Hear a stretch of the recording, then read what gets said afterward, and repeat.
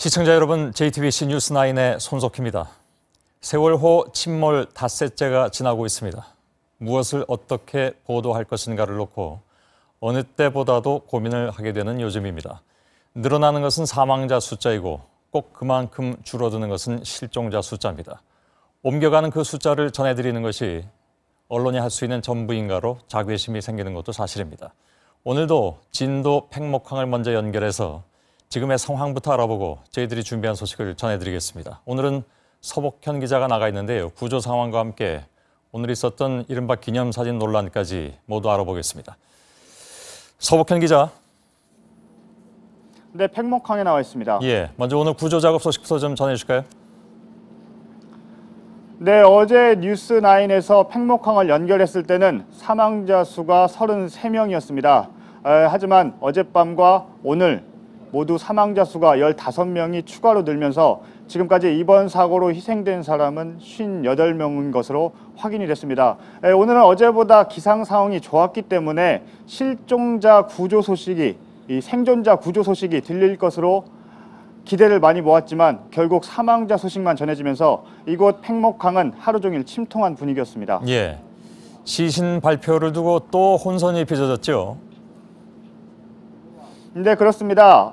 범정부 사고대책본부는 어제 자정 무렵 이 시신 6구가 추가로 발견됐다고 발표했습니다. 하지만 곧 6구가 아닌 3구가 발견됐다고 정정 발표를 했습니다. 예. 알고 보니 선체 내에서 3구를 발견했는데 표류하고 있던 시신 3구를 추가로 발견했다고 착각하면서 이런 혼선이 빚어졌던 겁니다. 범정부 사고대책본부는 아시다시피 본부들만 무성하고 컨트롤 타워가 없다는 지적 때문에 이 정호원 총리를 본부장으로 해서 만들어진 이 새로운 대책본부인데요. 결국 이 범정부 사고대책본부조차도 브리핑을 잘못해 혼선을 주는 똑같은 상황이 벌어진 셈입니다. 예, 오늘 그 이주영 해수부 장관이 팽목항에 와서 가족 대표들하고 회의를 했다고 하는데 회의 소식은 둘째치고 지금 이른바 기념사진 논란이 커졌는데 이 얘기까지 같이 좀 해주실까요? 네, 그렇습니다. 이주영 해양수산부 장관은 이 실종자 가족들과 회의를 하기 위해서 오후 6시에 이곳 팽목항에 도착을 했습니다. 도착하자마자 실종자 가족들은 이 많은 질문을 했고 또 거센 항의를 했습니다. 질문 내용들을 잠깐 언급을 하면요. 예. 크레인 인양하는데 시간이 얼마나 걸리냐 이런 질문이 있었는데요. 이 장관은 50시간이 걸린다고 얘기했습니다. 그러자 실종자 가족들이 2달 넘게 걸리는 것이 어떻게 50시간 만에 해결되느냐고 하자 그제서야 이 장관은 전문가들이 아는 내용이라고 답변을 하면서 실종자 가족들은 크게 분노했습니다. 예. 이 문제는 뒤에 이어진 기념사진 논란인데요. 실종자 가족분 가운데 한 분이 실제 자기가 이 장관 일행이 기념사진을 찍자는 내용을 2번 들었다 이렇게 얘기를 했습니다.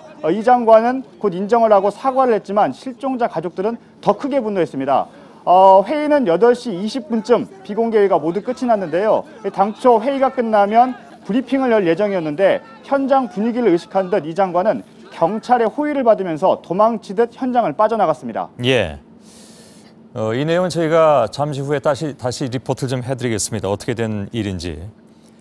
실종자 수색 작업 어떻게 진행이 됐습니까?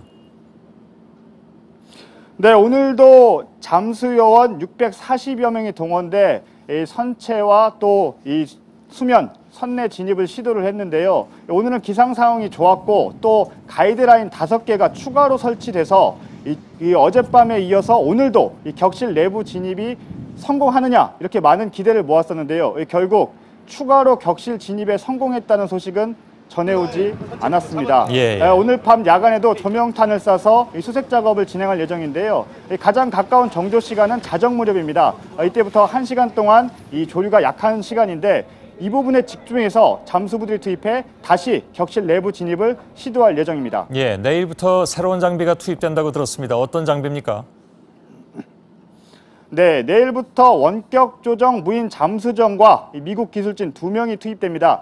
이 장비는 난파선을 탐사하고 기뢰를 탐사하는 등 이 해저에서 영상을 담아서 육상으로 올려 보내주면 이를 통해서 이 바다 상황을 알 수 있는 장비고요. 예. 이를 통해서 혹시 모를 생존자 여부가 있는지, 또 시신이 추가로 발견되는지 여부를 보다 수월하게 탐색할 수 있습니다. 또 음향수중 탐지기도 내일부터 가동이 되는데요. 이를 위해 전문가들이 와서 오늘 회의를 했고, 내일 아침 7시에 이곳에서 현장으로 떠나 실제로 작업을 진행할 예정입니다. 예, 모든 것이 조금 더 일렀으면 하는 그런 안타까움들 같습니다만 내일 좀 다른 소식이 좀 나왔으면 좋겠습니다. 이 시간 이후에. 서복현 기자 팽목항에서 전해드렸습니다. 수고했습니다.